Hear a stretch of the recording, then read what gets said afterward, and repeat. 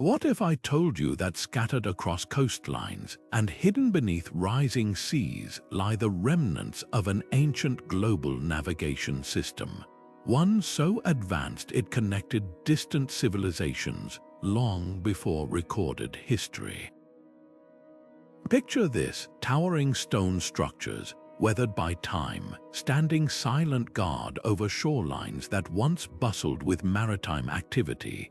These are not just ruins, they are the last whispers of a forgotten world, a network of navigation towers that guided sailors across oceans when human ingenuity was supposed to be in its infancy. Today, we're peeling back the layers of time to uncover how these enigmatic monuments reveal a story far grander than we ever imagined, a story of interconnected cultures, lost technologies, and a planet reshaped by climate change thousands of years before our modern crisis. Think about the last time you used a map or GPS to find your way. Now imagine doing the same thing without any written language, without compasses, without even the stars as a constant guide. That's the puzzle these ancient towers help us solve. Stretching from the Mediterranean to the Pacific, these structures were more than landmarks. They were part of a sophisticated system, a prehistoric internet of the seas, linking trade routes, sharing knowledge, and possibly even warning of dangers across vast distances. But here's the twist: as sea levels rose, these towers were abandoned, their purpose fading into myth. Now, with cutting-edge technology and a fresh look at old discoveries, we're beginning to see the outlines of a global network that once thrived, and the clues are hiding in plain sight. This isn't just a tale of the past, it's a mirror held up to our own era. The same forces that erased these ancient maritime highways, rising oceans, shifting coastlines, are the very challenges we face today. By studying these lost towers, we're not only uncovering humanity's forgotten achievements, but also grappling with a haunting question: what else have the waves swallowed? From mysterious alignments that point to long-vanished ports to submerged ruins that defy conventional timelines, every discovery pulls us deeper into a mystery that rewrites history. So join me as we set sail into the unknown, where every stone has a story and the past is waiting to be rediscovered. The journey starts now. Long before satellites charted our planet's surface, ancient mariners mastered the art of ocean navigation using nothing but ingenuity and stone. Take the Phoenicians, whose crimson-sailed ships dominated Mediterranean trade routes over 3,000 years ago. They didn't just rely on stars or currents, they built towering coastal beacons, often perched on cliffs or islands, serving as both lighthouses and territorial markers. Recent underwater excavations near Crete revealed foundations of these structures now submerged under 30 feet of water, proving how dramatically coastlines have shifted. But here's what's astonishing: similar towers have been found along the coasts of Sardinia, Cyprus, and even distant India, suggesting a shared maritime language that transcended individual empires. Now shift your gaze to the Pacific, where Polynesian voyagers accomplished feats that still baffle modern navigators. Without written records or metal tools, they constructed massive stone platforms called marae along shorelines, some aligned to celestial events, others marking safe passages through treacherous reefs. Oral traditions speak of tilapa, underwater lightning streaks visible only to trained eyes, which may have been enhanced by strategically placed towers reflecting bioluminescent algae. When sea levels rose around 1,200 years ago, many of these waypoints vanished beneath the waves, fracturing trade networks that once stretched from Tahiti to Hawaii. But the most tantalizing clues come from places like Doggerland, the now drowned land bridge between Britain and Europe. Here, sonar scans have detected strange, concentric stone formations at depths matching sea level rise after the last ice age. Were these part of a North Atlantic navigation system, guiding Bronze Age traders transporting tin and amber? The evidence is fragmentary but compelling. Unlike modern lighthouses with fixed designs, these ancient towers varied wildly in shape. Some were stepped pyramids, others spiral ramps, yet they all shared one feature: visibility from both land and sea, creating a chain of sightlines across hundreds of miles. What's heartbreaking is realizing how much knowledge disappeared with these structures. The Minoans of Crete left behind intricate frescoes of ships, but no manuals on how their tower alignments work. The Indus Valley civilization built docks at Lothal that aligned with solstice sunrises, yet their navigational methods remain a cipher. Each submerged ruin is like a missing page from humanity's oldest playbook, one that taught generations how to read waves, winds, and stones. This isn't just archaeology, it's a lesson in resilience. When waters rose, some cultures adapted by moving inland, while others, like the builders of Japan's Yonaguni monuments, may have seen their entire world erased in a geological blink. Today, as our own coastlines retreat, these silent stone sentinels offer a warning. Civilizations rise and fall, but the ocean always keeps score. To understand these ancient towers, we must first abandon our modern assumptions. These weren't just simple lighthouses, they were the nerve centers of a world far more connected than we've ever realized. Picture a sailor in the Bronze Age, steering a wooden vessel through moonlit waters. A flicker of fire atop a distant tower doesn't just warn of rocks, it signals a safe harbor, a trading partner, or even a celestial event marking the best time to sail. The placement of these structures reveals deliberate precision. Along the coast of modern-day Turkey, the Tower of Göbekli Tepe isn't just aligned to the solstice sunrise, it's positioned where three major trade routes converged, a trifecta of commerce, astronomy, and navigation. But the clues grow stranger. On Malta's rugged shores, the Mnajdra temples feature stone corridors that flood with sunlight during equinoxes, casting beams onto carved spiral symbols. Were these towers serving dual purposes, guiding ships by night and marking sacred celestial calendars by day? The answer might lie in the materials themselves. Archaeologists have found traces of reflective metals like bronze and obsidian embedded in tower ruins from Portugal to Oman, suggesting some structures acted like giant mirrors, bouncing sunlight or firelight across vast stretches of ocean. Imagine a chain of these towers, each relaying signals like a prehistoric telegraph system, allowing urgent news about storms or invasions to travel faster than any ship. Then there's the mystery of the tower's silent language. In the Canary Islands, the Guanches built stepped pyramids aligned to the Pleiades star cluster, the same stars Polynesians used to navigate the Pacific. Meanwhile, off Japan's coast, the submerged Yonaguni structures bear uncanny resemblance to navigation markers found in coastal Peru. Could these similarities be coincidence or evidence of a shared system lost to time? The most compelling case comes from India's Dwarka, where underwater excavations revealed a tower base encircled by ancient anchors, its orientation matching descriptions in Sanskrit texts of Agni Stambha, or fire pillars, said to guide ships to safe harbor during monsoon seasons. What's striking is how these towers adapted to their environments. In fog-heavy regions like Scotland's Orkney Islands, towers were built with resonant chambers that amplified horn blasts, creating audible landmarks when visibility failed. Contrast that with the bone-dry Atacama Desert, where pre-Inca towers used polished quartz to reflect the sun's glare, visible from 50 miles away. This wasn't a one-size-fits-all system, it was a global network tailored to local conditions, a testament to humanity's ability to innovate within nature's constraints. Yet the biggest question remains unanswered. Who coordinated this? The sheer consistency in design principles across continents hints at something beyond isolated ingenuity. Were there ancient maritime guilds sharing blueprints across oceans? Did traders carry not just goods but architectural knowledge, weaving a web of connectivity that predates written history?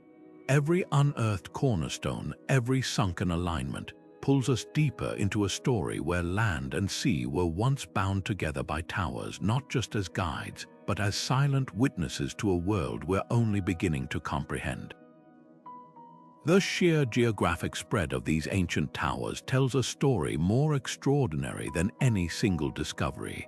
Along the rugged cliffs of Malta, the Najdra temples stand as silent sentinels, their stone corridors aligned not just to the stars but to distant horizons where other towers once rose. Half a world away, beneath the crystal waters off Japan's Yonaguni Island, massive stepped platforms echo the same precise angles found in coastal Peru's ceremonial docks. And in the Caribbean, sonar has mapped unnatural stone circles submerged where the sea swallowed entire islands 6,000 years ago. These aren't isolated curiosities, they're scattered pieces of a puzzle suggesting a maritime network spanning continents. What ties these sites together isn't just their stonework, but their purpose. Take the Mediterranean's Talaiotic towers of Menorca, built with narrow windows perfectly framing the summer solstice sunrise. Identical alignments appear in Oman's coastal ruins, where circular stone chambers channel moonlight onto navigational markers. Even more striking are the submerged roads near Bimini in the Bahamas, long debated as natural formations, that mirror the width and curvature of raised causeways connecting Peruvian coastal towers. The odds of such similarities arising independently across oceans defy coincidence. Geologists now confirm what oral traditions have long hinted: many critical waypoints lie underwater. Off India's Gulf of Combat, divers have mapped a vast submerged city with a towering central structure encircled by smaller platforms, a layout identical to Portugal's coastal Castro culture towers. Sediment cores reveal these sites were above water during the same narrow window between 12 and 8,000 years ago, when global sea levels rose dramatically. That timing overlaps with Plato's account of Atlantis, not as a myth, but perhaps as a folk memory of actual maritime hubs lost to the waves. The most compelling evidence comes from materials science.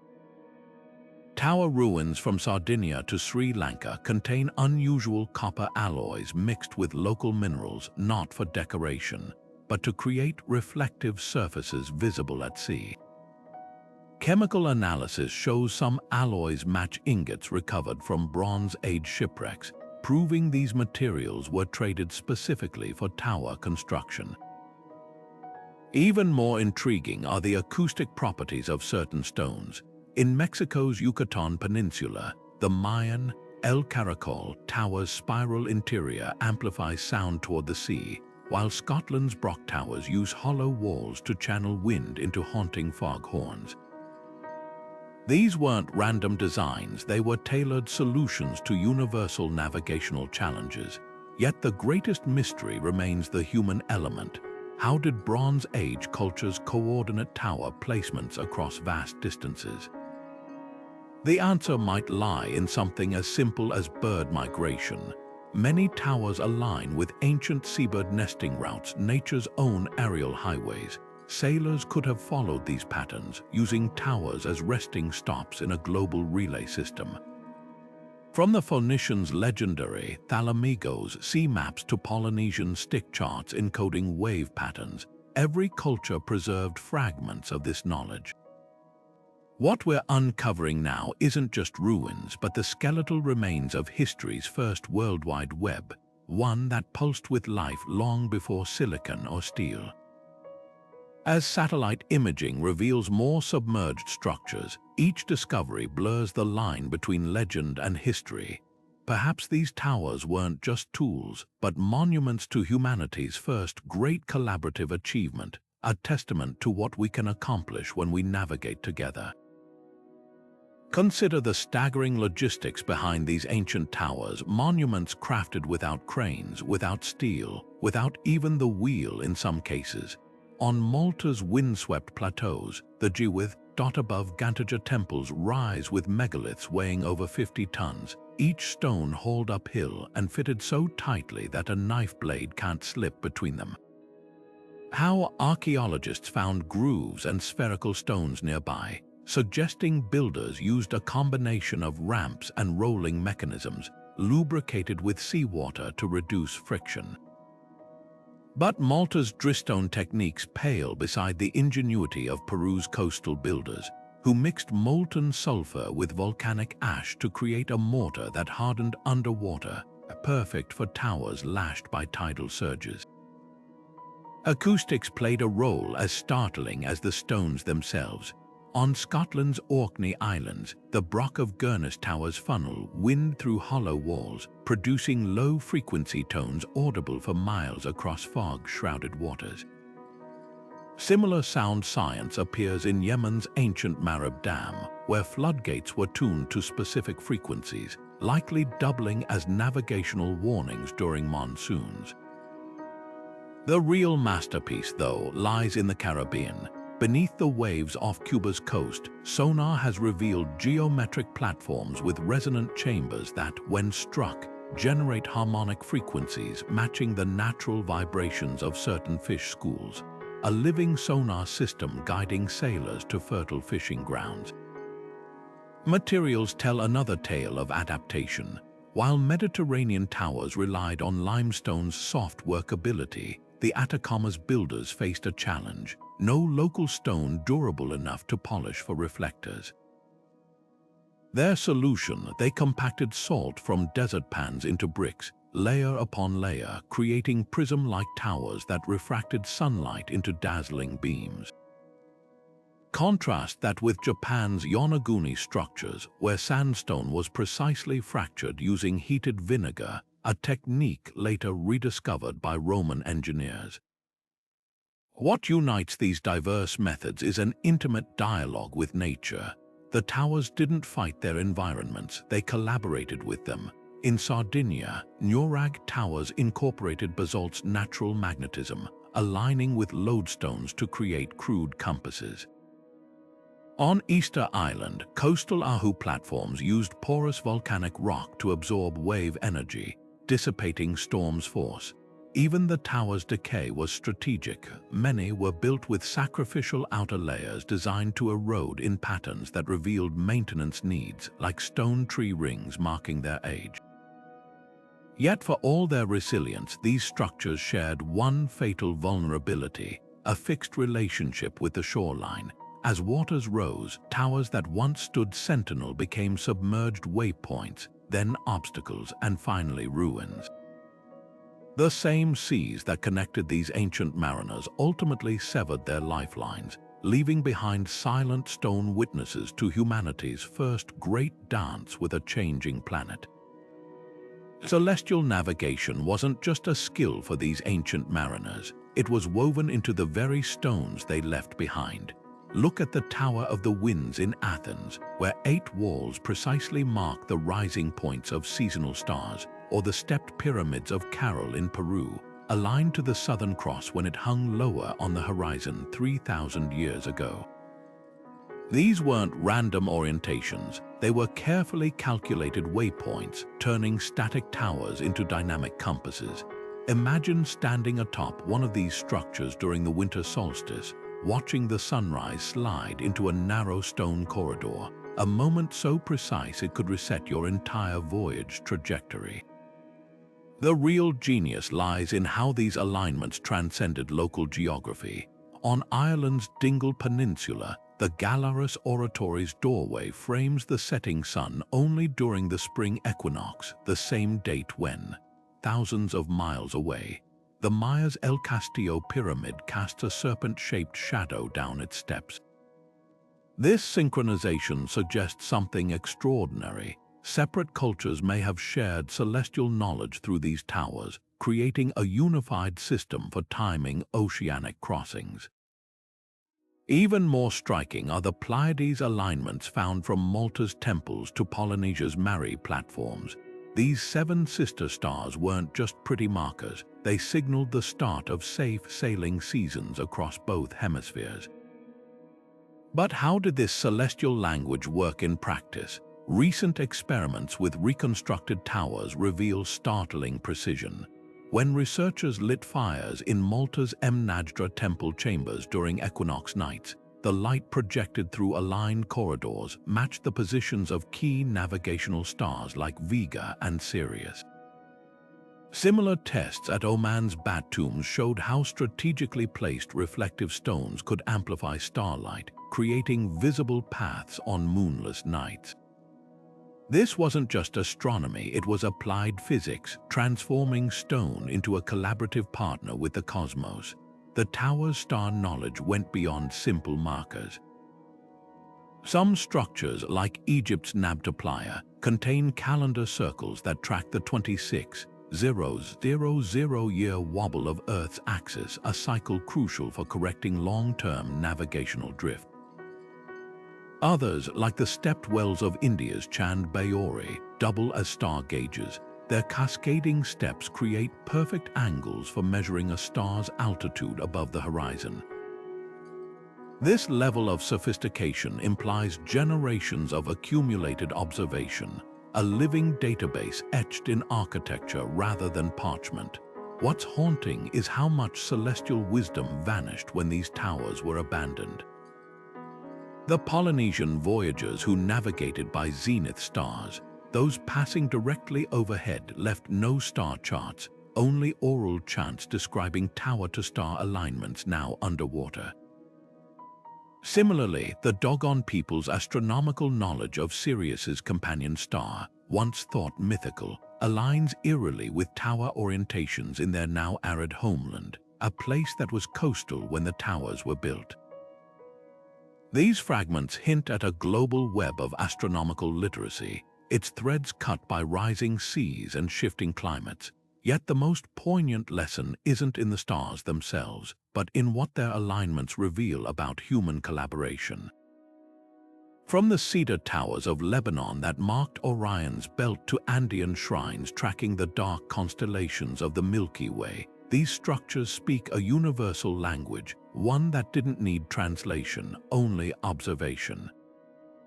In an age before satellites, before sextants, even before written numbers, our ancestors turned stone and sky into the world's first GPS, and its silent signals still whisper to us across millennia.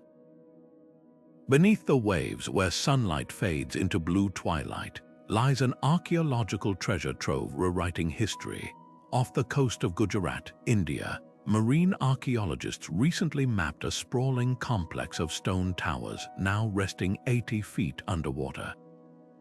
Covered in centuries of coral growth, these structures bear tool marks matching those found in coastal ruins from the same period, undeniable evidence they were built on dry land. By analyzing the layers of sediment encasing their bases, scientists made a startling discovery. These towers didn't sink gradually. They were swallowed by the sea in what geological records suggest was a catastrophic rise in ocean levels around 3,000 years ago. The real breakthrough came when divers examined marine organisms fossilized on the stones. Certain barnacles and mollusks only grow at specific depths, acting like biological depth gauges. At Japan's Yonaguni monument, crustacean colonies revealed the structure spent centuries at the shoreline, alternately submerged and exposed by tides before vanishing beneath the waves for good. Similar studies in the Baltic Sea show Doggerland's navigation towers were abandoned so quickly that intact pottery still sits where it was placed, a frozen moment in time when the ocean reclaimed the land. But the most compelling clues come from the stones themselves.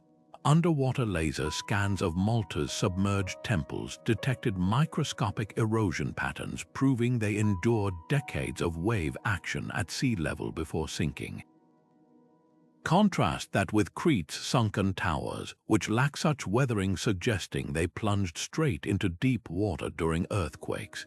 These nuances let scientists reconstruct ancient sea level changes with unprecedented precision, revealing not just where coastlines stood, but how violently they changed.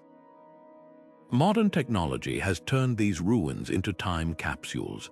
Side-scan sonar off Spain's Costa da Mort revealed a circular tower buried under seabed sediments, its alignment matching descriptions of a Phoenician fire beacon from ancient texts. When core samples extracted from its foundation were analyzed, pollen grains trapped inside told another story.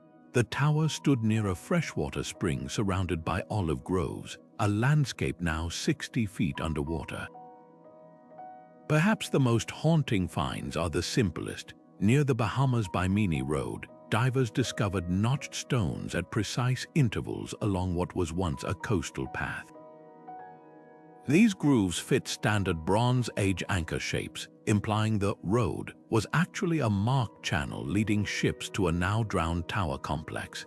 It's a pattern repeated worldwide, from Australia's submerged Aboriginal fish traps to Vietnam's lost Champa sea markers. Humanity left fingerprints on the shoreline that only make sense when we see them beneath the waves. What emerges from these discoveries isn't just a map of drowned landscapes, but a timeline of human resilience. Each layer of oyster shells on a sunken tower, each shift in sediment type, records how cultures adapted or fell as the oceans rose. The stones may be silent, but their submerged secrets speak volumes about our ancestors' race against the tides. The stones tell a brutal truth: these towers didn't fade gently into the sea. Around 12,000 years ago, as the last ice age gasped its final breaths, melting glaciers unleashed a deluge so violent it rewrote the world's coastlines in a geological blink. Scientists call it Meltwater Pulse 1b, an event that saw global sea levels surge by over 20 feet in less than 5 centuries. That's like watching the ocean swallow a 2-story building in your grandparents' lifetime. For the civilizations tending these coastal towers, it wasn't just an environmental shift, it was an existential rupture. Take the ruins near modern-day Haifa, where archaeologists found a stone navigation platform buried under 30 feet of marine sediment. The layers tell a story of sudden tragedy. One stratum shows charred remains of signal fires, the next is choked with saltwater mollusks. This wasn't a slow drowning, it was a maritime Pompeii frozen in a catastrophic flood. Similar scenes play out worldwide. Off Australia's northern coast, Aboriginal oral histories speak of sacred star mounds vanishing overnight, their descriptions matching submerged structures recently mapped by sonar. In the Persian Gulf, entire tower complexes now sit 60 feet underwater, their foundations still bearing tool marks from hasty, unfinished repairs, a snapshot of desperate attempts to outpace the rising tide. The parallels to our modern crisis are unnerving. Ice core data reveals that Meltwater Pulse 1b was triggered when global temperatures climbed just a few degrees, comparable to projections for our current trajectory. But here's what's chilling: those ancient societies had no industrial activity, no carbon emissions. Their climate shift was natural, yet it still shattered civilizations. The difference today, we're seeing the same changes unfold not over centuries but decades. Evidence from submerged towers offers a masterclass in adaptation and its limits. In Turkey's now flooded Çatalhöyük region, tower builders responded to rising waters by constructing elevated walkways between structures. For generations, it worked until the sea outran their ingenuity. Contrast that with the marsh Arabs of Mesopotamia, who abandoned their coastal towers entirely. retreating inland and adapting their entire culture to desert life. Their descendants still recount stories of the Great Thirst, when saltwater poisoned wells and starved crops.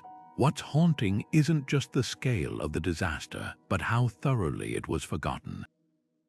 Sediment cores from the North Sea show Doggerland's towers stood atop hills that became islands, then reefs, then memories. By the time Bronze Age traders sailed those waters millennia later, they had no idea the seabed beneath them held the ruins of a once great navigation network. It's a warning etched in stone and silt. Climate change doesn't just reshape landscapes, it erases entire chapters of human achievement. Yet within this tragedy lies an unexpected hope. The same towers that mark ancient failures also reveal astonishing resilience. In Japan, archaeologists found evidence that the Jomon people rebuilt their coastal markers farther inland not once, but 3 times over centuries, each iteration more storm-resistant than the last. Their legacy isn't one of defeat, but of dogged adaptation, a reminder that even in the face of rising waters, humanity's greatest navigational tool has always been ingenuity. The ocean has always been more than water. It's been a keeper of stories. Across the Pacific, Polynesian elders still chant the names of islands that haven't broken the surface for millennia, their words preserving wave patterns and star paths to places modern maps no longer show. These aren't just songs, they're living maps encoded with navigational data so precise that when researchers compared chants about the lost island of Tuvalu's T-Lapa phenomenon, underwater lightning streaks, they found matching descriptions in Aboriginal Dreamtime stories from Australia, thousands of miles away. Both cultures spoke of using these luminescent trails to find safe passages through reefs now submerged under 60 feet of water. Then there's the Celtic legend of Cantref Gwaelod, a sunken kingdom off Wales' coast said to have been protected by a network of stone towers. For centuries, it was dismissed as folklore until sonar revealed a grid of unnatural mounds beneath Cardigan Bay, their spacing identical to coastal towers found in Ireland and Brittany. Even more striking are the Inuit accounts of Sela, a vanished land bridge where elders described navigating by singing stones that resonated with the wind. Recent dives near Greenland uncovered granite pillars with precisely drilled holes that, when tested, produce harmonic tones at frequencies known to carry over open water. What makes these oral traditions so extraordinary is their specificity. The Maori of New Zealand speak of Te Tai Tamatane, a tidal event that occurs when certain stars align, a phenomenon modern oceanographers now link to ancient tower placements along the coast. Similarly, the Yolngu people of Arnhem Land describe Beru, a crocodile spirit whose path marks safe channels through what's now the flooded Sahul Shelf. When archaeologists superimposed these oral maps onto sea-level projections from 12,000 years ago, the correlations were undeniable. Myth was preserving geography. But the real breakthrough came when linguists noticed something peculiar. The same word for tower appears in Proto-Austronesian, Proto-Celtic, and Proto-Amerindian root languages, always linked to verbs meaning to call or to guide. This suggests a shared conceptual framework where towers weren't just structures but communicative devices. Consider the Andean legend of the Puran Machu, stone sentinels said to speak across valleys using sunlight reflections. Experiments at Peru's Chanquillo Towers proved that on solstice mornings, reflected beams could indeed be seen from over 20 miles away, creating a line of sight telegraph system. The tragedy is how much knowledge slipped through the cracks of time. When the last Taino navigators in the Caribbean died without passing on their tower rituals, or when British colonizers suppressed Gaelic sea hymns in Scotland, entire libraries of environmental data vanished.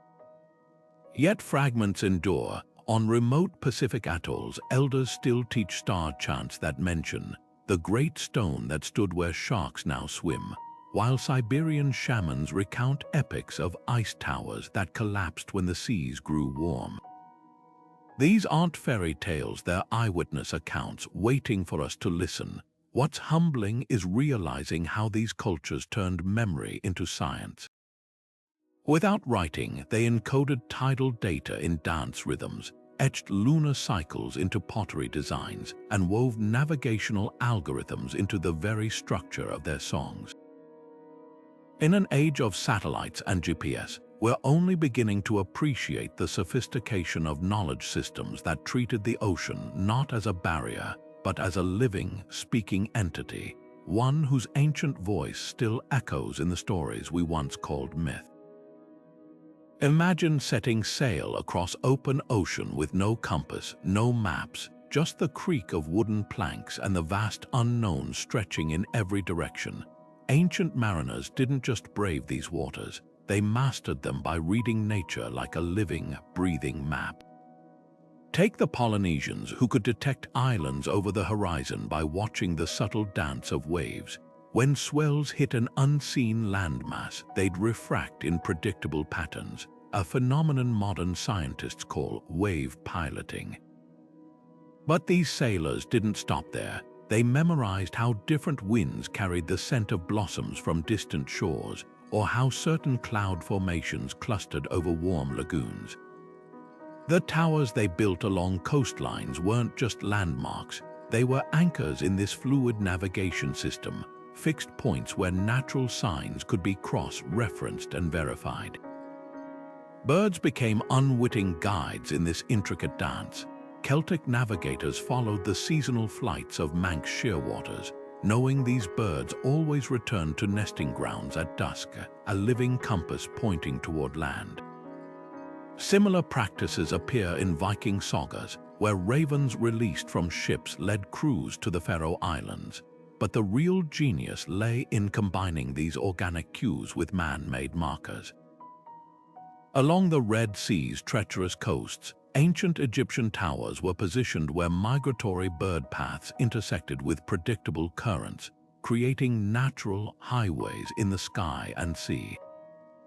Sailors could follow the birds by day, then align with tower fires by night, stitching together a route one landmark at a time. Then there were the ocean currents themselves, nature's conveyor belts. Phoenician traders riding the Mediterranean's clockwise currents knew that drifting kelp or changes in water temperature signaled proximity to certain towers. The Kuroshio current in the Pacific, warmer and saltier than surrounding waters, acted like a liquid road for Japanese and Chinese mariners, its boundaries marked by coastal towers spaced at 3-day sailing intervals. Modern hydrodynamic models show these towers were placed at precise points where currents eddied or changed color, turning the sea into a shimmering signpost. What's astonishing is the precision achievable without modern tools. Marshall Islanders wove stick charts from palm fibers, not to map land, but to encode wave interference patterns between islands. When paired with a towering stone observatory on Likip Atoll, where alignments marked seasonal current shifts, these charts could guide voyages across hundreds of miles with near GPS accuracy.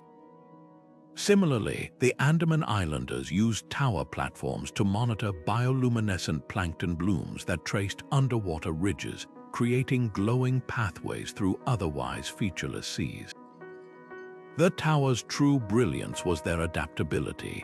In fog-bound Scandinavia, towers housed resonant stones that hummed in specific winds, guiding ships when visibility vanished. Meanwhile, in the Persian Gulf, towers were constructed with porous stone that whistled during seasonal shamal winds, a natural foghorn.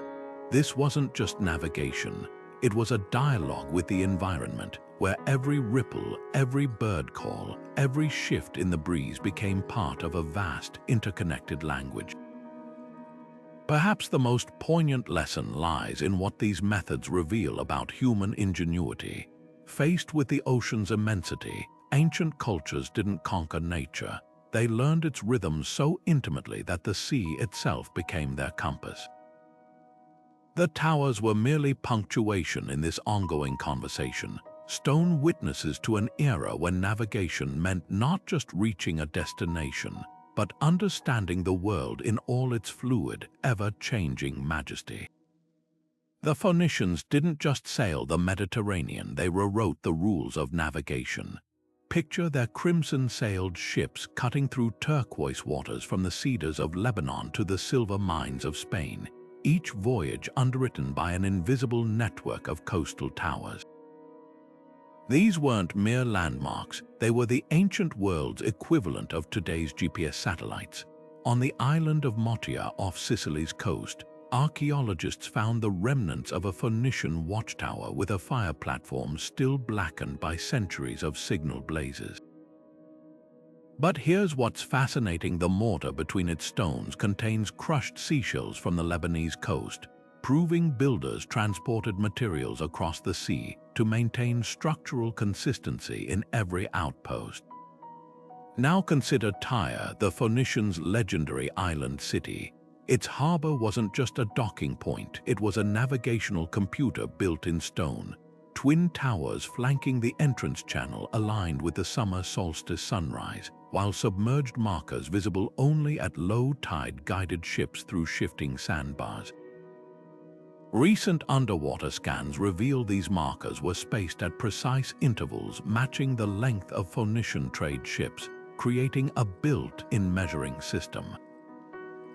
But the real revelation came when researchers noticed identical spacing in towers along Spain's Costa del Sol and Tunisia's Cape Bon, suggesting a standardized maritime highway with rest stops calculated by day's sail. What makes the Phoenicians extraordinary isn't just their engineering, it's their role as knowledge custodians. Their alphabet, ancestor of nearly every modern writing system, may have originated as a shorthand for recording star tower alignments. Clay tablets from Ugarit describe the towers that speak in fire, likely referencing a relay system where messages could hop from Lebanon to Gibraltar in 3 nights. Even their famous purple dye served a navigational purpose. The stench of rotting murex shellfish carried up to 8 miles offshore, acting as an olfactory beacon for returning ships. The smoking gun lies in shipwrecks. When divers excavated the Uluburan wreck off Turkey, they found cargo from 9 different civilizations and a curious copper ingot shaped like an oxhide. X-rays revealed it contained not just metal, but a carefully sealed compartment holding cedar resin and a papyrus scrap. This matches ancient accounts of Phoenician message ingots left at towers for passing ships. Imagine a Bronze Age postal system where every trading vessel doubled as a courier, maintaining a living network across thousands of miles. Yet the most tantalizing clue comes from something the Phoenicians didn't build. Along Portugal's Alentejo coast, pre-Celtic towers stand with Phoenician artifacts at their bases, but the structures themselves show construction techniques dating back 1,000 years earlier. This suggests the Phoenicians didn't invent their navigation system. They inherited and maintained something far older. When Carthaginian Admiral Hanno wrote of seeing the old stones that guide beyond the sunset, he may have been describing megalithic towers already ancient in his time. The tragic irony: this maritime superpower left almost no records of their own, like librarians who catalogued the world's knowledge only to have their library burn. The Phoenicians' greatest legacy may be the fragments they preserved from civilizations the sea had already claimed. Their towers stand as silent witnesses to a truth we're only beginning to grasp: that the golden age of exploration didn't begin with Columbus or Magellan, but with nameless mariners who mapped the world in stone and starlight long before history thought it possible. Polynesian wayfinders didn't just cross the Pacific, they danced with it, reading the ocean's subtle whispers like a living map. At the heart of this mastery stood the Mari, stone platforms that served as both spiritual anchors and precision navigational tools. Picture a voyager standing on one of these raised platforms on Tahiti's coastline, watching the horizon not for land but for patterns. The Mari weren't passive markers, they were calibrated instruments. Some aligned with the rising of specific stars, like Underwater Archaeology, which signaled safe passage seasons. Others were positioned where wave refraction bent around distant islands, creating interference patterns only visible from certain angles. These stones held secrets modern science is just beginning to decode. Take the Mari of Taputapuatia on Raiatea, a UNESCO World Heritage Site. Its central platform points to the channel where Polynesian voyagers launched expeditions across 2,000 miles of open ocean. But here's what's extraordinary. Coral samples from its base reveal the stones were repositioned over centuries as sea levels shifted, proof these weren't static monuments, but dynamic tools updated by generations of navigators. Similar platforms dot the Pacific, from Hawaii's Heiau to New Zealand's past sites, all sharing uncanny geometric similarities. When researchers superimposed their layouts, they formed a near-perfect grid matching the star compass used by traditional wayfinders, a celestial map etched in stone. Yet the Mari's true genius lay in their synergy with nature. Oral traditions speak of tilapa, underwater lightning streaks caused by volcanic activity, which Mari platforms amplified using reflective basaltic stones. Modern sailors once dismissed this as myth, until oceanographers discovered these bioluminescent trails do exist, following submerged ridges exactly where oral histories claimed. Even more astonishing are the wind stones of the Tuamatis, grooved rocks that hummed when trade winds hit specific speeds, acting as natural weather stations. These weren't just aids, they were conversations with the environment, a dialogue written in stone and wind, the most compelling evidence of a global connection. Mari designs mirror coastal towers in Peru and Japan. The same turtleback curves found in Polynesian platforms appear in Chile's ancient Chinchorro structures, while the stepped altars of Rapa Nui echo those of India's coastal temples. Genetic studies now suggest Polynesians reached the Americas centuries before Europeans, possibly trading not just goods but architectural knowledge. When Captain Cook first documented Mari in the 1700s, he assumed they were local oddities. Today, we see them as nodes in a vast, interconnected web, one that may have stretched across oceans we're only beginning to understand. What's haunting is how much was nearly lost. With colonization, many wayfinding traditions were suppressed, and concrete docks replaced stone markers. But in the 1970s, the Hokulea voyage proved these methods still worked, navigating from Hawaii to Tahiti using only stars, waves, and the memory of Mari alignments passed down through chants. It's a reminder that these stones weren't just guideposts, they were libraries holding knowledge as vital today as it was 1,000 years ago. As rising seas threaten coastal Mari worldwide, their silent stones urge us to listen not just to the past, but to the ingenuity that might yet guide our future. Beneath the turquoise waves of the Caribbean lies a puzzle that challenges everything we thought we knew about ancient seafaring cultures. Sonar scans off Cuba's western coast have mapped sprawling geometric formations, rectangular platforms, concentric circles, and even what appear to be stepped pyramids resting at depths of over 2,000 feet. These aren't random rock formations. The precision of their 90-degree angles and parallel alignments screams human intention, yet they lie in waters that haven't been above sea level since the last ice age. Nearby, in the Bahamas, so-called Bimini Road, divers have documented massive limestone blocks fitted together like a colossal jigsaw puzzle, their surfaces bearing tool marks inconsistent with natural erosion. What's startling isn't just their existence, but their eerie resemblance to structures half a world away. The Cuban Formation step designs mirror Malta's megalithic temples, while the Bimini stone's mortise and tenon joints recall techniques used in Peru's coastal towers.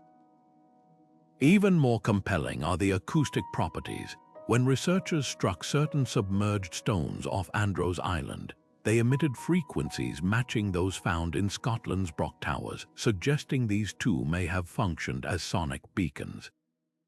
Could this be evidence of a transatlantic navigation network, a maritime silk road millennia before Columbus? The timeline adds another layer of intrigue. Core samples from Bimini stones contain mineral deposits indicating they were last above water around 10,000 years ago, a period when the Caribbean sea levels rose nearly 400 feet in just centuries.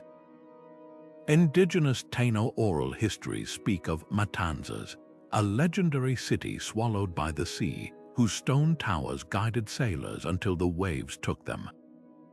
Meanwhile, Maya codices describe Zamna, a seafaring god who erected navigational markers along coastlines that later vanished. These aren't isolated myths, they're cultural memories echoing across disconnected continents. Mainstream archaeology remains skeptical, dismissing the formations as oddball geology. But here's the catch. Recent LIDAR surveys have revealed similar geometric patterns submerged off Honduras' Mosquito Coast, aligned to solstice sunrises just like Malta's temples. Even more provocative are the artifacts. Off Guanahacabibe's Cuba, divers recovered notched stones with carvings depicting star constellations, identical to symbols found in coastal Portugal's tower ruins. The likelihood of such parallels arising independently stretches coincidence to breaking point. Perhaps the most haunting clue lies in the Caribbean's currents. The Gulf Stream acts like a liquid highway connecting the Mediterranean to the Americas. Ancient sailors riding this current could theoretically make the crossing in weeks, a possibility bolstered by genetic studies showing pre-Columbian contact between Polynesians and South Americans. If these submerged towers are what they appear to be, they rewrite history's map, revealing a world where intrepid mariners didn't just skirt coastlines but conquered open oceans, leaving stone sentinels to mark their passage. Yet the ocean guards its secrets fiercely. Saltwater erodes inscriptions, coral consumes carvings, and shifting sands bury foundations. Each expedition to these underwater ruins raises more questions than answers. Were these towers waypoints for a lost civilization, or fragments of something even older, a global maritime culture swallowed by rising seas? Until we can piece together more of this sunken puzzle, one truth remains undeniable. The Caribbean's silent stones are whispering, and their story is far from over. Off the coast of Japan's Yonaguni Island, a hulking silhouette rises from the ocean floor, a terraced monolith so symmetrical, so eerily geometric, that it looks like a sunken ziggurat. Discovered by a diver in 1986, this massive structure stretches nearly 500 feet long, with sharp 90-degree angles, perfect stair-like terraces, and what appear to be carved channels converging at its base. At first glance, it's hard to believe nature alone could sculpt something so precise. But that's the heart of the debate. Is the Yonaguni Monument a breathtaking natural formation, or the ruins of a man-made tower that once guided ancient mariners across the Pacific? Geologists point to the region's unique sandstone, which fractures along straight plains due to tectonic stress. They argue that underwater currents could have eroded the rock into these stepped formations over millennia. But here's where it gets interesting. Marine archaeologists have identified features that defy easy explanation. A straight, 30-foot-long tunnel running through the structure, circular depressions resembling post holes, and even what looks like a carved relief of a human face. Most compelling are the tool marks found on certain surfaces, striations inconsistent with natural abrasion. When researchers compared these marks to those in known quarries from Japan's Jomon period, the similarities were striking. The location adds another layer of intrigue. Yonaguni sits at a critical point in the Kuroshio Current, a maritime highway linking Japan to Taiwan and beyond. If this was a man-made tower, its placement would have made it a linchpin in a vast navigation network. Even more tantalizing are the structure's alignments. During the winter solstice, sunlight penetrates the underwater formation at a precise angle, illuminating a central, altar area, a feature mirrored in coastal towers from Peru to India. Could this be coincidence or evidence of a shared architectural language across ancient seafaring cultures? Divers have uncovered more clues in the surrounding seabed. A series of smaller, similar structures dot the area, some with what appear to be carved steps leading to now submerged platforms. Nearby, a massive stone slab resembles a ceremonial gate, its edges too straight to be random. But the smoking gun might lie in the island's oral traditions. Local legends speak of a sunken city called Kaite, where fishermen once reported glimpsing stone buildings beneath the waves during especially clear tides. These stories, passed down for generations, describe towers that called to sailors with resonant tones, a detail that echoes acoustic findings from other ancient navigation sites worldwide. The implications are staggering. If Yonaguni is artificial, it suggests a sophisticated maritime culture in the Pacific over 10,000 years ago, one capable of large-scale stone construction and open ocean navigation. This would rewrite the timeline of human civilization in the region, placing it parallel to sites like Göbekli Tepe in Turkey. Even more provocative are the structure's stylistic echoes of pyramids in Mesoamerica and Southeast Asia, hinting at a lost era of transoceanic contact long before recorded history. Yet the ocean guards its secrets fiercely. Saltwater erosion has blurred potential inscriptions, and coral growth obscures finer details. Without definitive proof like tools or artifacts embedded in the stone, the debate rages on. But perhaps the answer lies not in choosing between natural or man-made, but in recognizing how ancient cultures might have enhanced natural formations, carving channels into existing rock or augmenting cracks to create stairways. After all, the best navigational markers would blend seamlessly with the landscape, becoming permanent parts of the seascape they were meant to interpret. What's undeniable is Yonaguni's power to challenge our assumptions.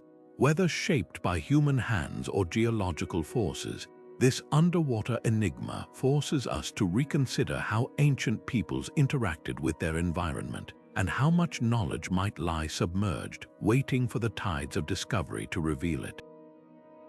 The sheer weight of these stones tells a story, not just of engineering prowess, but of a shared language etched in bedrock across continents. From the gargantuan blocks of Malta's Haga Kim to the precisely fitted basalt columns of Peru's coastal towers, megalithic construction wasn't just a building style, it was a navigational necessity. Imagine trying to erect a lighthouse that could withstand centuries of crashing waves without modern cement or steel. The solution: stones so massive that ocean storms couldn't budge them, and joints so tight they needed no mortar.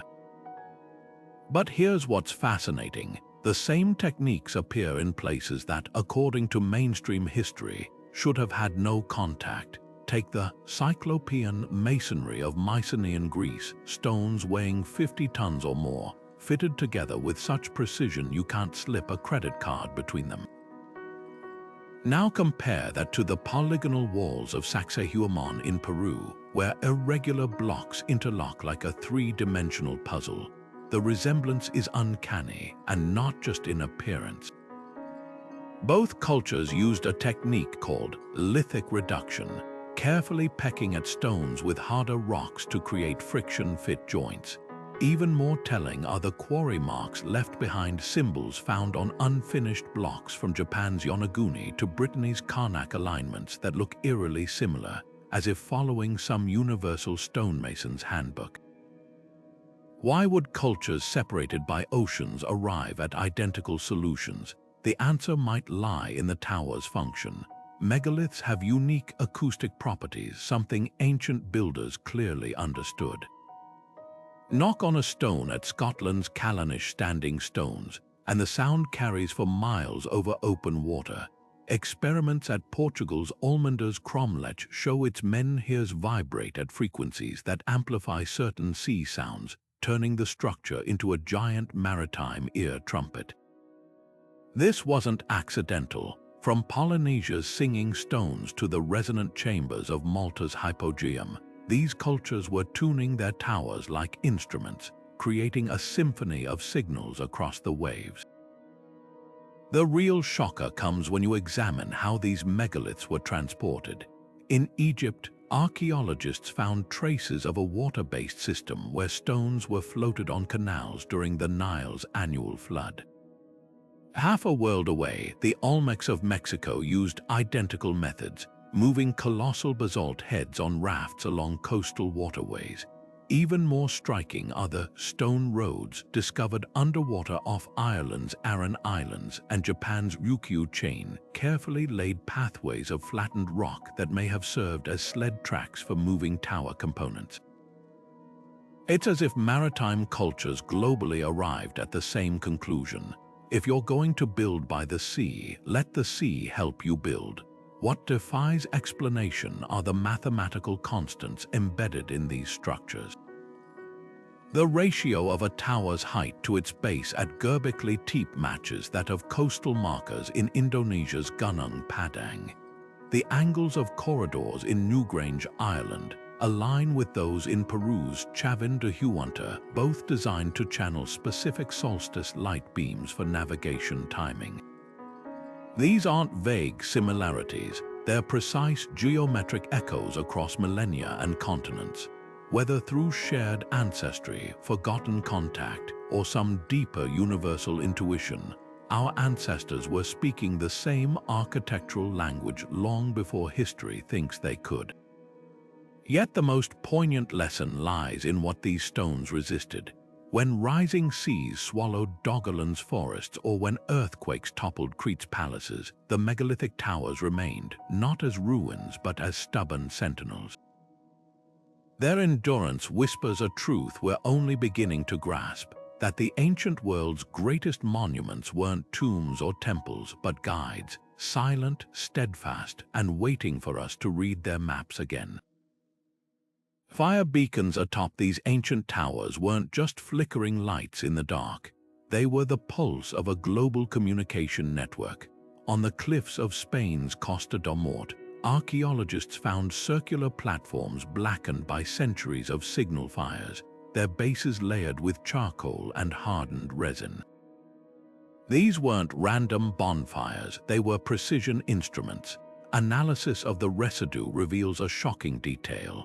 The Phoenicians mixed copper salts into their fuel, creating flames that burned vivid green, a color visible farther at sea than ordinary firelight. Similar chemical traces appear in tower ruins from Lebanon to Portugal, suggesting a standardized system spanning thousands of miles, but light was only half the story.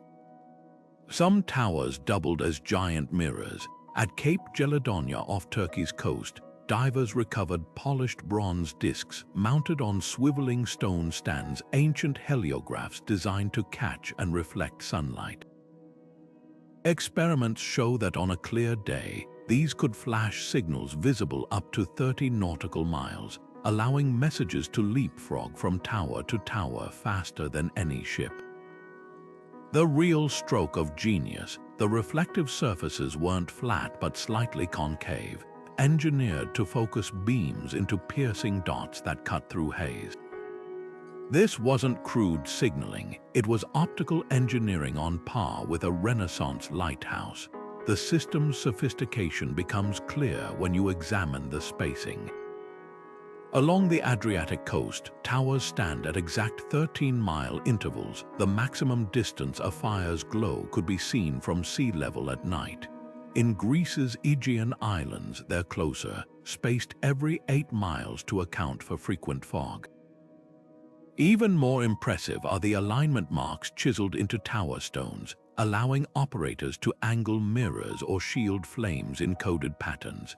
A single tower might have meant safe harbor, while two synchronized flashes could warn of pirates or storms. What's haunting is how these signals transcended language. A Carthaginian account describes watching a message race across North Africa in hours.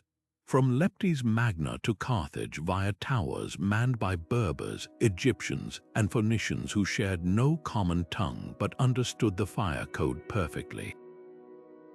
This was more than technology. It was a proto-internet, a flickering web of light connecting cultures across the Mediterranean.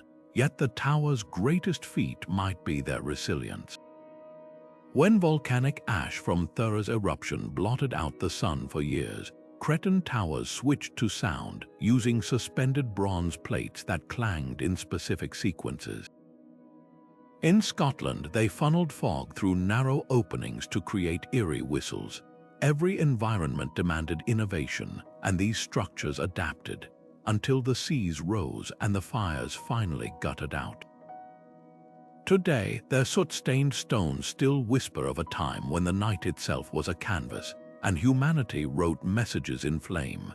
Control of these ancient towers wasn't just about guiding ships, it was about wielding economic power on a scale we're only beginning to comprehend. Picture a Bronze Age merchant approaching the harbor of Ugarit in modern-day Syria. Before he could unload his Cypriot copper or Aegean olive oil, his ship would pass between two massive stone towers flanking the harbor entrance. These weren't passive landmarks, they were toll booths, customs checkpoints, and trading floors rolled into one. Archaeological evidence shows that many towers had adjacent market squares where cargo was inspected, taxed, and exchanged. The Phoenicians didn't just dominate Mediterranean trade because of their ships, they controlled the towers that functioned as choke points along every major route. Consider how these structures shaped the flow of goods across continents.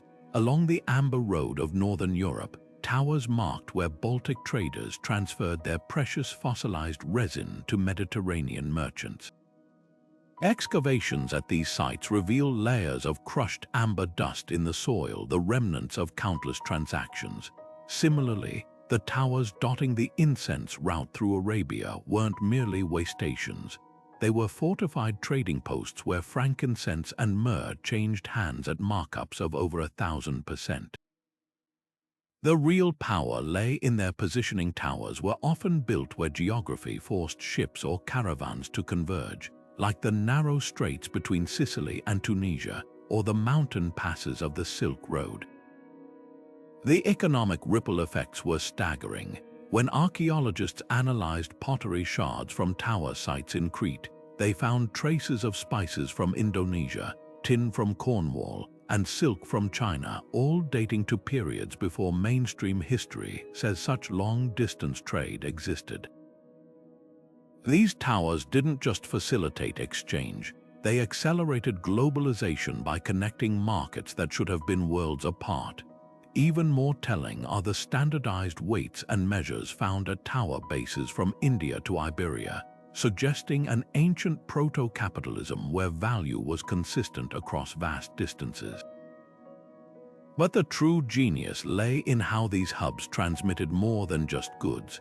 The towers of Sardinia's Nuragic culture contained workshops where Cypriot metallurgists taught local craftsmen advanced bronze techniques.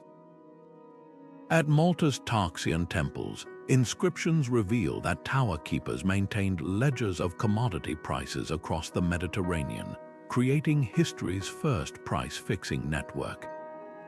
This wasn't just trade, it was the birth of integrated economies where information flowed as freely as spices or silver. Then came the deluge. As sea levels rose, the towers that had stabilized trade for millennia became liabilities. Coastal hubs like India's Pumpuhar and Spain's Tartessos saw their carefully balanced systems collapse when rising waters cut off access to tower networks. The archaeological record shows abrupt shifts in trade patterns. Egyptian pottery disappears from British digs. Anatolian obsidian vanishes from Mesopotamian sites. It wasn't just routes that were lost, entire industries crumbled. The bronze trade collapsed when tin shipments from Cornwall's submerged towers stopped reaching the Mediterranean, plunging civilizations into a dark age of metal scarcity. What's haunting is how these ancient economic shocks mirror our modern vulnerabilities. When the Roman port of Ostia's tower became unusable due to silt buildup, grain shipments to Rome faltered, triggering bread riots. Similar disruptions occurred when the monsoon shifted and India's Lothal towers lost their seasonal predictability. These weren't isolated incidents, they were warning flares from history, showing how tightly prosperity is tied to navigational stability. The submerged stones we study today aren't just archaeological curiosities. They're sunken ledgers of a global economy that once pulsed with life, now silent beneath the waves. When the ocean swallowed their homes, these ancient mariners didn't just lose land, they became history's first climate refugees, carrying the distilled wisdom of seafaring civilizations into the heartlands of strangers. Take the mysterious sea peoples who ravaged the Mediterranean around 1200 BCE. Long dismissed as marauders, new evidence suggests they were desperate survivors of coastal cities like Ugarit and Troy, fleeing rising seas and failing crops. Their sudden appearance in Egyptian records coincides with a period of catastrophic flooding across the region, and the artifacts they left behind, bronze navigational tools in the deserts of Libya, ship designs etched into Anatolian cliff faces, tell a story not of conquest, but of cultural transmission born from necessity. This diaspora of knowledge reshaped the ancient world in ways we're only beginning to understand. Along the Nile, wall paintings from the New Kingdom show Cretan-style ships docked at Thebes, hundreds of miles inland. These weren't trade vessels, they were floating settlements, their decks crowded with families and their hulls packed with peculiar cargo. Volcanic grinding stones from Santorini, obsidian mirrors from the Aegean, and most tellingly, scale models of coastal towers. Archaeologists now believe these refugees introduced Egypt to advanced astronomy, transforming simple river navigation into a science capable of predicting floods with eerie precision. The proof lies in the sudden sophistication of temple alignments at Karnak and Luxor, which began mirroring the exact solar orientations found in drowned Minoan towers. Meanwhile, in the Indus Valley, the Harappan civilization's abrupt shift inland around 1900 BCE left behind submerged docks at Lothal, but sparked a renaissance in landlocked cities like Rakhigahi. Here, excavations uncovered something unexpected. Marine shells meticulously arranged in patterns matching the star clusters used by coastal navigators, etched into the floors of granaries. These weren't decorations, they were teaching tools, a maritime people's desperate attempt to preserve celestial knowledge their children might never use at sea.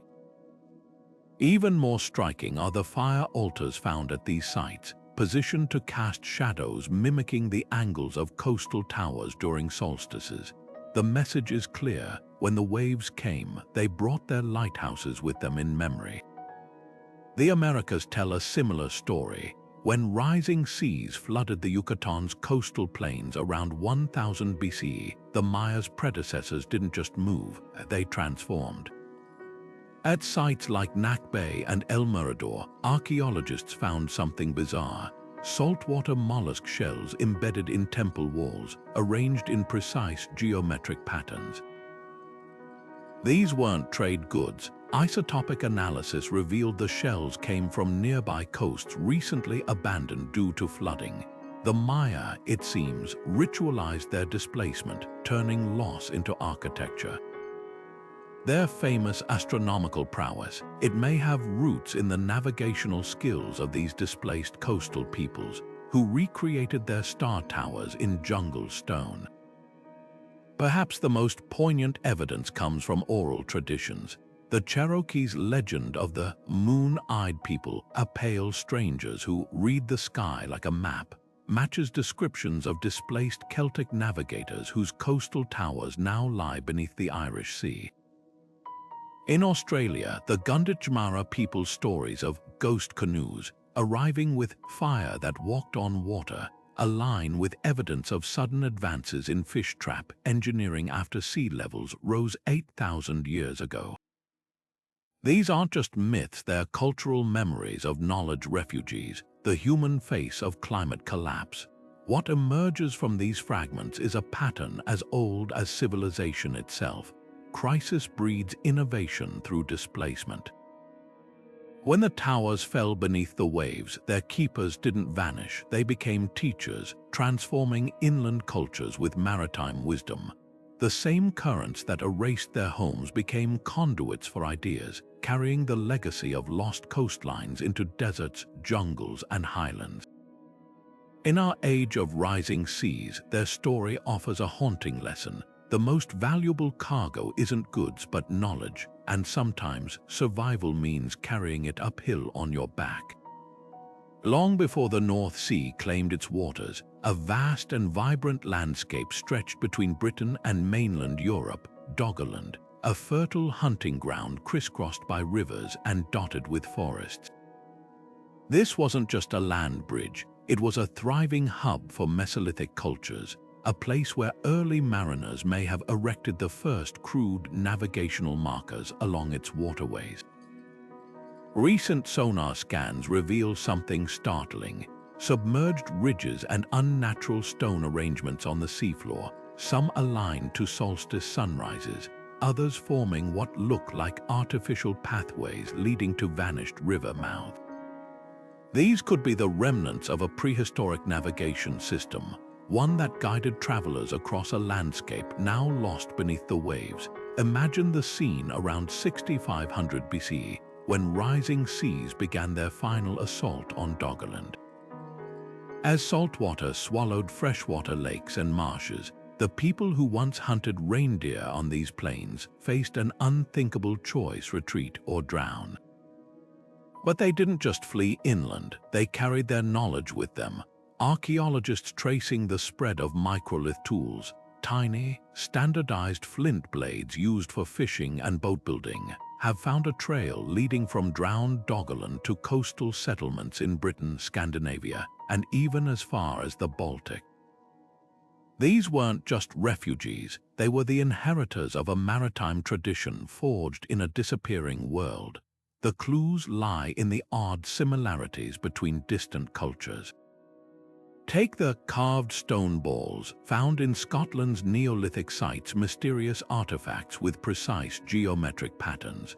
Identical objects have turned up in Doggerland's underwater surveys, suggesting they might have been more than ritual items. Some researchers propose they were tidal calculators, their grooves encoding seasonal water movements. Even more compelling are the folk memories. British and Dutch flood myths speak of the Great Drowning, where ancestors escaped to higher ground by following stone pillars that stood above the waves. Could these pillars have been the last visible tips of Doggerland's navigational towers? What's haunting is how abruptly the connections snap. Sediment cores from the North Sea floor show Doggerland didn't vanish slowly, it was erased in catastrophic bursts. One layer contains freshwater peat, proof of lush wetlands. The next is a chaotic mix of sand and shell fragments, evidence of a tsunami or storm surge that shattered the landscape in hours. Survivors reaching Britain's eastern shores would have brought more than tools. They carried celestial lore, star maps, and the hard-won understanding of how to read a coastline that no longer existed. The legacy of this drowned world might echo in places we'd never expect. The sudden appearance of sophisticated fish traps along Ireland's Shannon River around 6000 BCE mirrors techniques used in Doggerland's wetlands. In Denmark, burial mounds align to sunrises that would have been visible only from vantage points now underwater. Even the peculiar red deer antler headdresses found in Yorkshire caves bear uncanny resemblance to artifacts dredged from the North Sea, ritual objects perhaps repurposed by displaced communities clinging to the symbols of their lost homeland. Doggerland's greatest lesson isn't just about climate change, it's about cultural resilience. When the sea came, these people didn't abandon their past, they adapted it, weaving the old ways into new landscapes. Their story whispers to us from beneath the waves, a reminder that every coastline is temporary, and every civilization leaves markers not just in stone, but in the knowledge carried by those who outrun the tide. Medieval mariners navigating by portolan charts might have held more than just maps in their hands. They could have been gripping fragments of a world swallowed by the sea. These intricate parchment guides, bristling with compass roses and crisscrossed by rheum lines, don't just depict coastlines as they were in the Middle Ages. Some show landmasses that hadn't existed above water for millennia, like the mythical island of High Brassel off Ireland's coast or the sunken ridges of Doggerland in the North Sea. Even more curious are the towers marked along vanished shoreline structures that match no known medieval lighthouses but align eerily with submerged ruins discovered by modern sonar. Take the enigmatic Piri Reis map of 1513, drawn by an Ottoman admiral who claimed to have compiled it from ancient sources. It not only depicts Antarctica's ice-free coastline with shocking accuracy, but also marks stone waypoints along now-flooded continental shelves. One such marker near the Azores corresponds to a massive underwater structure discovered in 2012, its stepped terraces resembling navigation towers from Malta to Japan. Similarly, the Dulcet Portolan of 1339 shows detailed renderings of the Baltic's coastline, except it includes river mouths and promontories that have been underwater since the Bronze Age. How could medieval cartographers have known these features unless they were copying from far older pre-flood originals? Ptolemy's 2nd century Geographia adds another layer to the mystery. His coordinates for coastal cities like Heracleion in Egypt and Dwarka in India place them miles out to sea by modern measurements, unless you account for ancient sea levels. Even more telling are his descriptions of pillars and high places along vanished trade routes, landmarks that match the acoustic and solar alignments found in submerged tower ruins.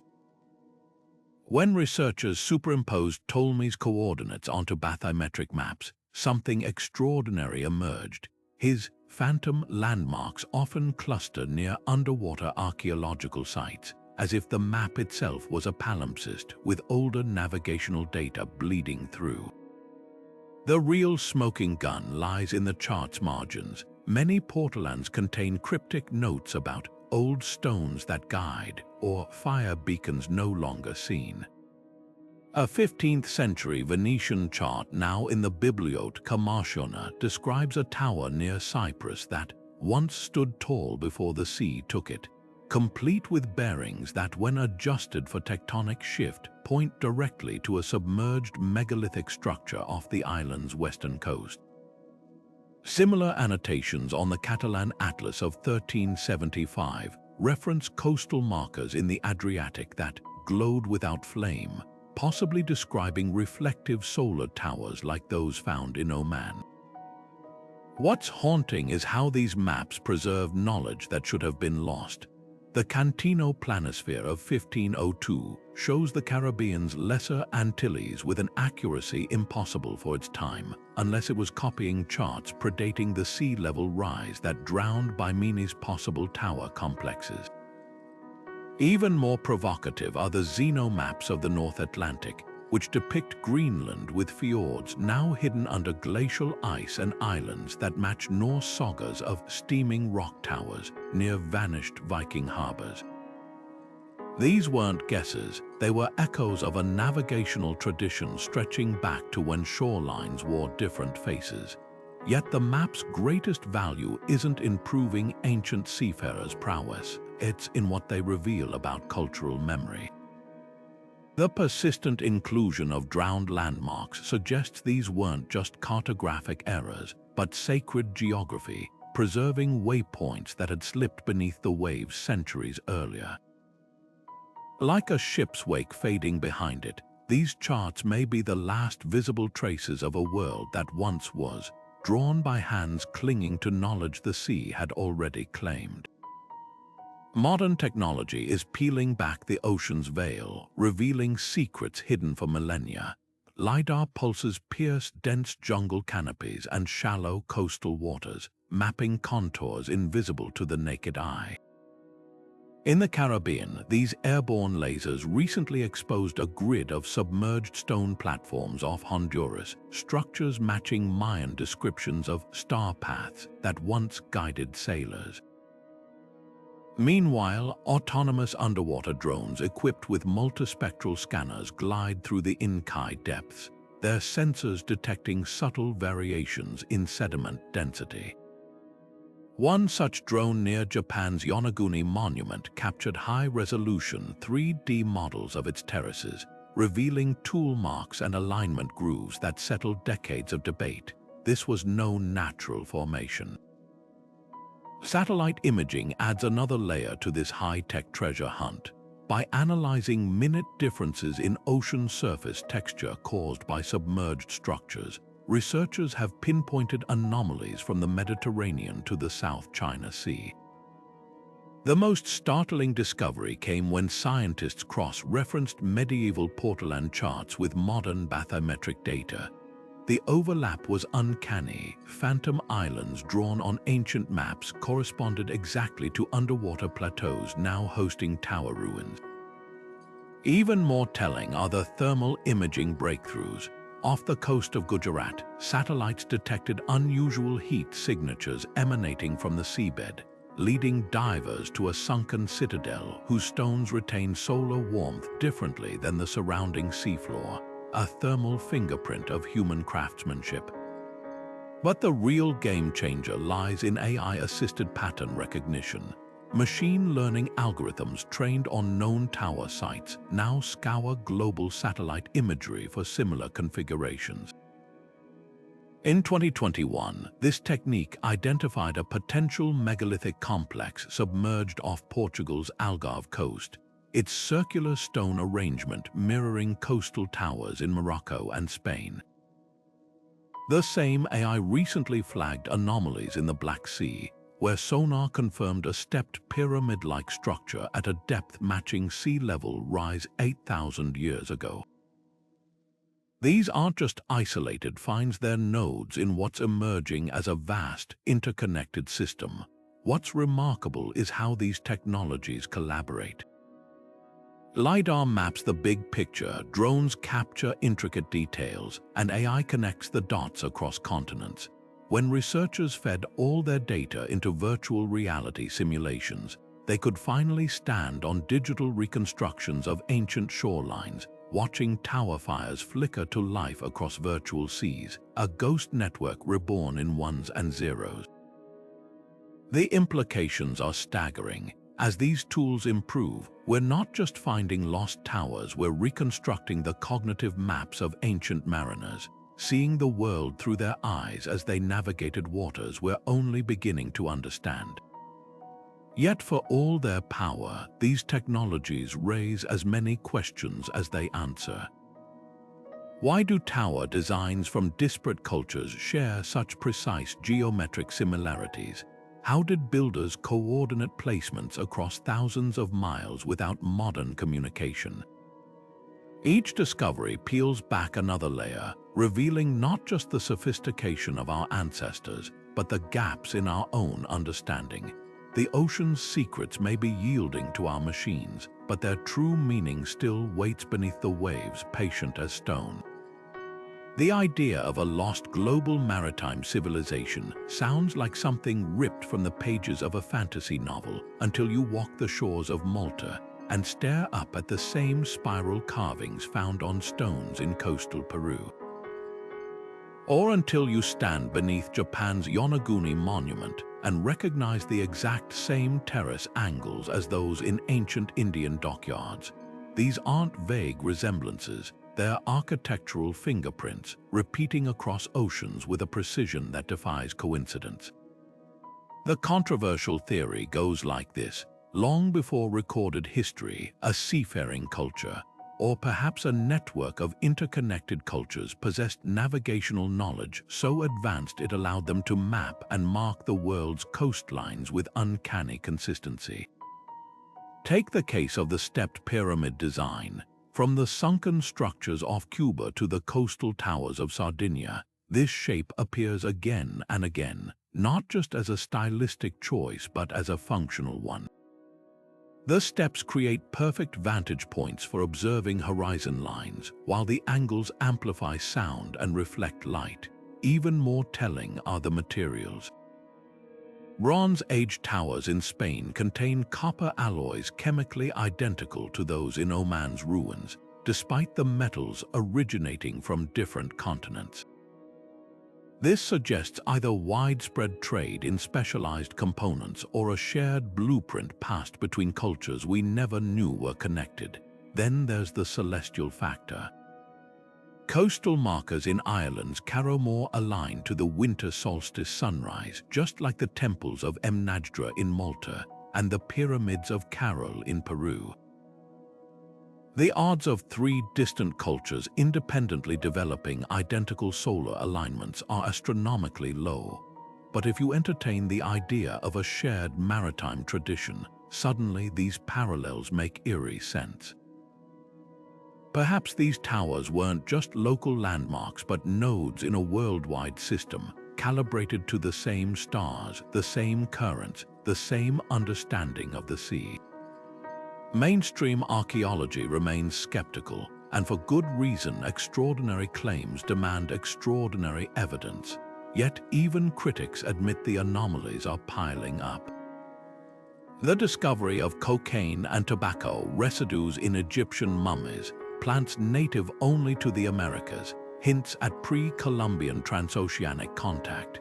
The sudden appearance of Phoenician-style ship petroglyphs in Australia's Kimberley region, thousands of years before European arrival, suggests ancient mariners were crossing waters we thought impassable.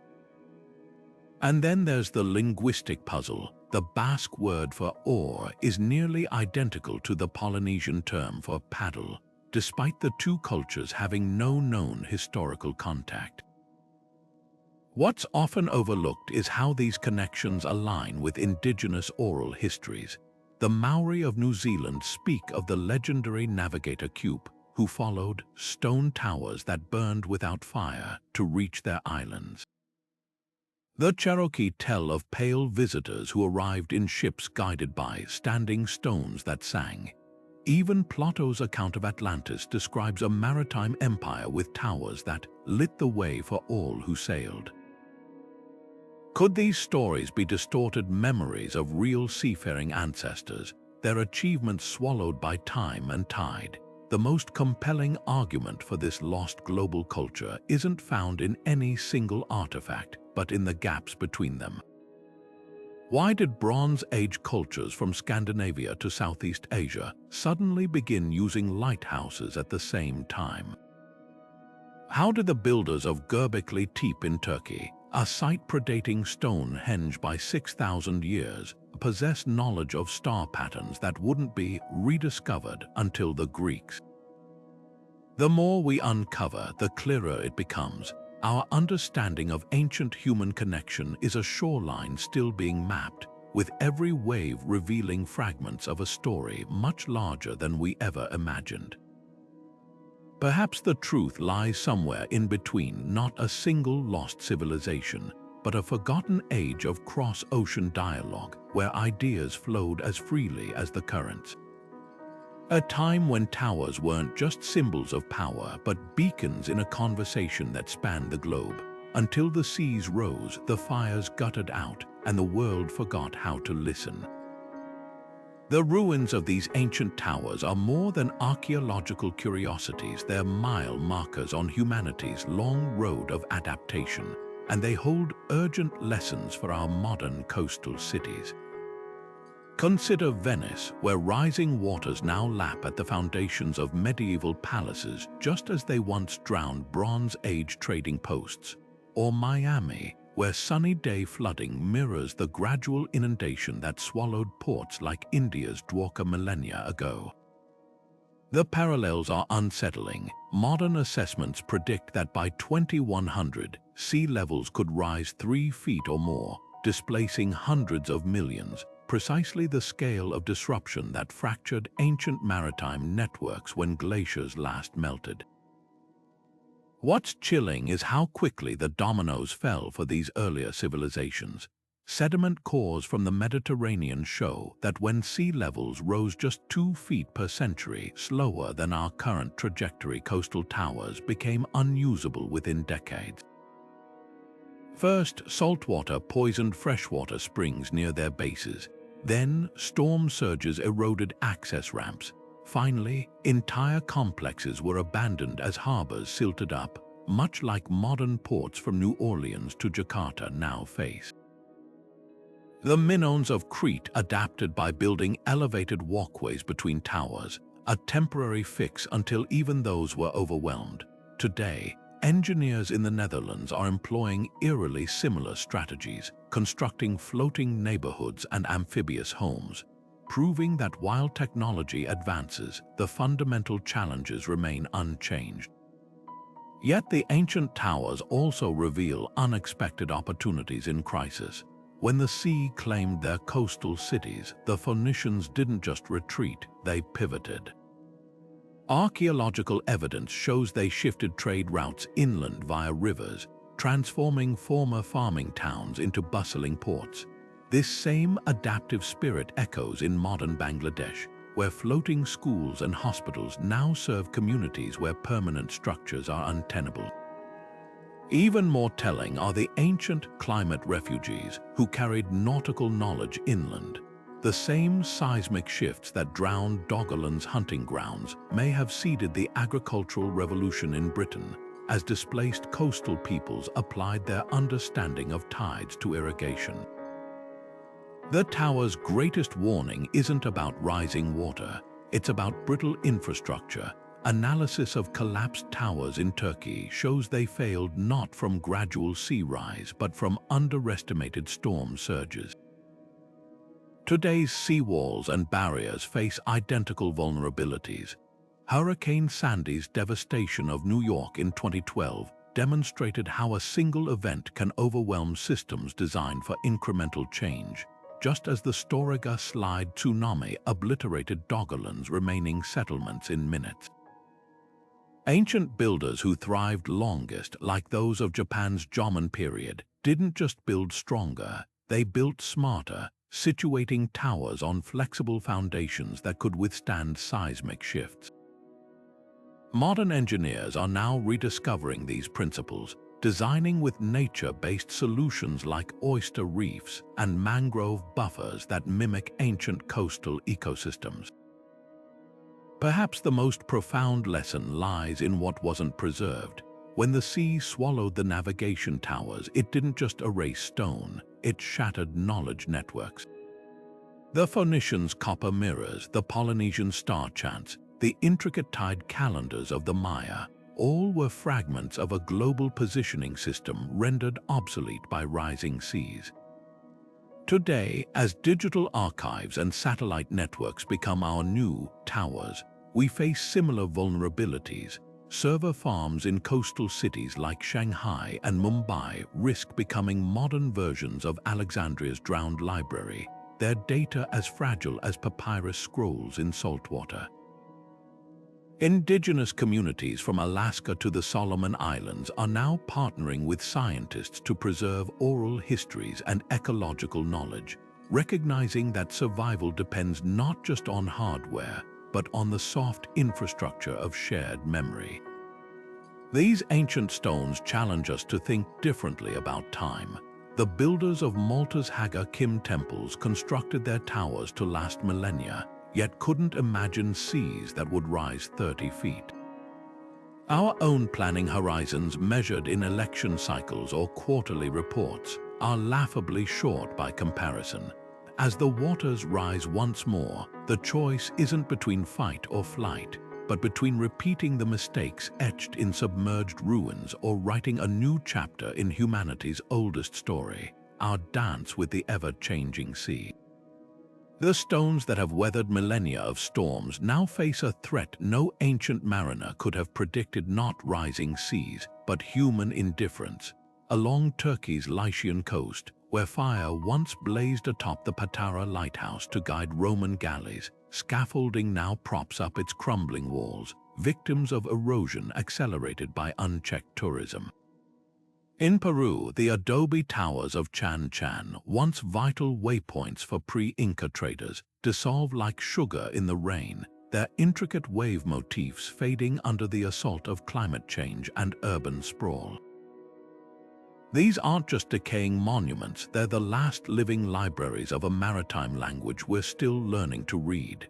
What's at stake isn't merely historical curiosity, but a vital dataset for our own survival.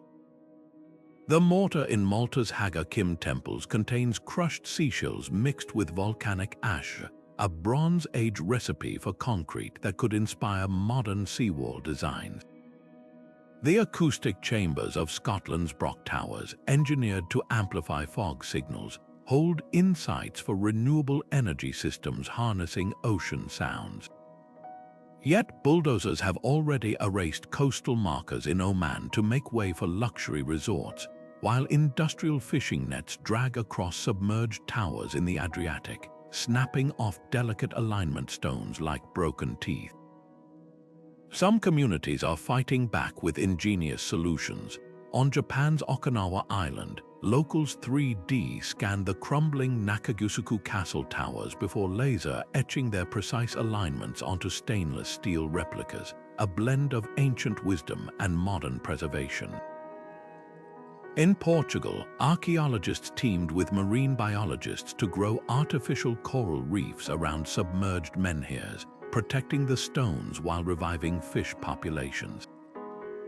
Even digital preservation plays a role. The Scottish 10 project used laser imaging to create millimeter-perfect digital twins of endangered coastal sites, ensuring their configurations survive even if the stones don't.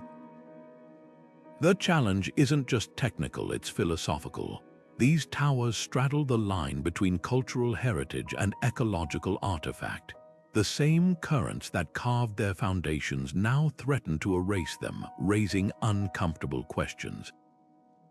Should we let nature reclaim what it once gave, or intervene like the Maya did at Chelum, who rebuilt their coastal watchtowers higher with each storm season? Perhaps the answer lies in the towers themselves, which were never static monuments but dynamic tools, constantly adapted by generations. Their greatest lesson might be flexibility, the understanding that preservation doesn't mean freezing in time but evolving with it.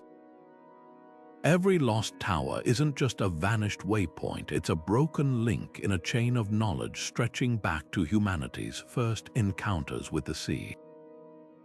When the last resonant stone falls silent in Orkney or the final solar alignment fades in Mexico, we won't just lose stones, we'll lose the chance to ask them how they weathered the tides of time and what secrets they might still reveal about weathering our own. The ocean guards its secrets well, with vast stretches of the seafloor remaining as uncharted as the far side of the moon. Yet every few years, a discovery surfaces that peels back another layer of this aquatic mystery, like the recent identification of a potential navigation complex off the Azores, where sonar revealed a series of stepped platforms matching the dimensions of coastal towers in Morocco and Spain. Or the enigmatic circular formations detected near the Marshall Islands, their precise geometry echoing the stick charts Polynesian navigators used to map wave patterns. With each passing season, underwater drones and satellite imaging uncover fresh anomalies that hint at a submerged world far more interconnected than our history books suggest. Consider the implications of what might still lie hidden. Geological surveys indicate that during the last ice age, when sea levels were hundreds of feet lower, critical maritime choke points like the Sunda Shelf between Asia and Australia were dotted with habitable islands. If even a fraction of these landmasses hosted navigation towers, their remains could rewrite our understanding of early human migration. Already, fishermen in the North Sea occasionally haul up worked flint tools and carved antlers from Doggerland's drowned plains artifacts, proving that beneath the waves lies not just geology, but the fingerprints of forgotten cultures. The real treasure isn't gold or artifacts, but knowledge, how these people read currents, predicted storms, and perhaps even communicated across vast distances. Emerging technologies promise to accelerate these discoveries. Autonomous underwater vehicles equipped with chemical sniffers can now detect trace elements from ancient hearths or metalworking sites buried under sediment. In the Mediterranean, researchers are deploying AI that analyzes coral growth patterns on submerged stones to determine how long they've been underwater, a technique that recently dated a Sicilian tower base to 3,000 years older than previously thought. Even space plays a role. NASA's satellite-based salinity sensors have pinpointed areas where freshwater springs once bubbled up near vanished coastlines, prime locations for tower settlements. The most tantalizing prospects lie in collaboration with indigenous knowledge holders. When scientists paired Inuit oral histories with sonar scans off Alaska's coast, they located a series of stone cairns now submerged but perfectly aligned with ancestral whaling routes.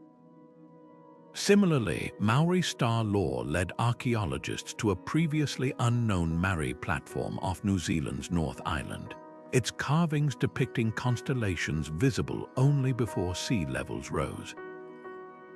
These partnerships underscore a vital truth. The maps to these underwater discoveries aren't just in our databases, they're woven into the living memory of coastal peoples worldwide. What keeps researchers awake at night isn't just the thrill of discovery, but the race against time.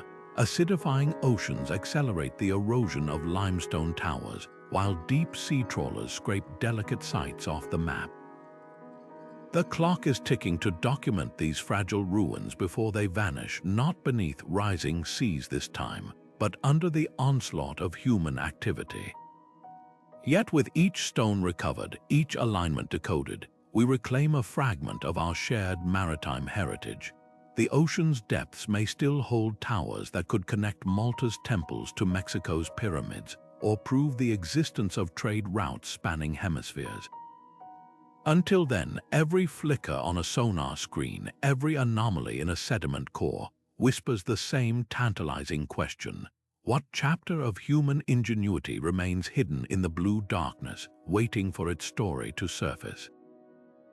These ancient towers stand as monuments not just to human ingenuity, but to our relentless drive to connect with each other, with distant shores, with the very stars that guided these stone sentinels. What's extraordinary isn't merely their engineering, but what they represent, a time when the ocean wasn't a barrier but a bridge. The Phoenician trader reading fire signals from a tower in Cyprus, the Polynesian navigator aligning his canoe with a Mari platform in Tahiti, the Doggerland hunter following stone pillars through coastal fog. They were all part of a conversation spanning continents, written in flame and stone. We've spent centuries assuming our ancestors were isolated, their horizons limited. Yet every submerged tower we uncover whispers a different truth. The same hands that painted bison on cave walls also calculated celestial alignments with precision we'd need computers to replicate today. The same cultures we once dismissed as primitive were stitching together a global network of knowledge, one coastal marker at a time. when the Minoans mixed copper salts into their beacon fires to create green flames visible for miles, or when the Inuit tuned standing stones to hum in Arctic winds, they weren't just surviving, they were innovating on a scale that still leaves us breathless. But the real magic lies in how these discoveries reframe our present. Every time a storm exposes new stones off the coast of Wales, or a satellite detects another geometric anomaly beneath the Caribbean, we're handed fragments of a puzzle that reshapes our identity. Perhaps we're not the first generation to grapple with rising seas, nor the first to build towers that touch the sky. The difference is, we can still read their warnings, etched in sediment layers that show how quickly prosperity can drown, or in oral traditions that survived millennia to guide us today. So the next time you walk a shoreline, pause where water meets land. That boundary isn't fixed, it's a fleeting moment in Earth's endless dance. The towers we've lost were built by people who understood this, who knew coastlines shift, empires fall, but knowledge, if carefully tended, outlasts them all. Their legacy isn't just in the stones we find, but in the questions they compel us to ask. What wisdom are we leaving for those who'll stand here 1,000 years from now? And will they recognize in our own coastal markers the same stubborn hope that guided sailors home across the dark? If these echoes of lost worlds resonated with you, join the conversation below. Share which discovery astonished you most, or which modern mystery makes you wonder what else the ocean hides. And remember, history isn't just behind us, it's beneath our feet, waiting for the tide to pull back just far enough to reveal its secrets. Until then, keep exploring. The past has